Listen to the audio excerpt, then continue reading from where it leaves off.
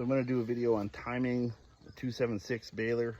And the reason I'm doing it is because every time I find one, they only teach you how to time your plunger to your knotter. No one ever talks about the tine bar.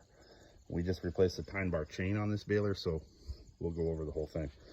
But essentially, first thing you need to do is get your plunger arm perpendicular.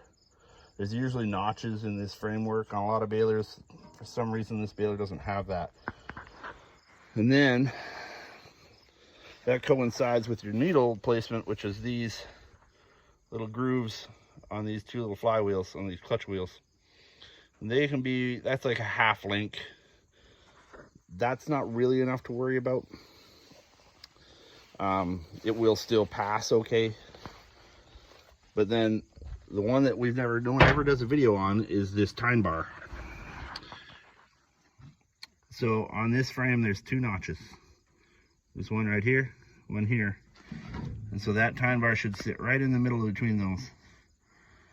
And then we'll go back over here and we'll check our knotter alignment again. Right there. So we're gonna undo this chain. We're gonna jump that up a notch, one link.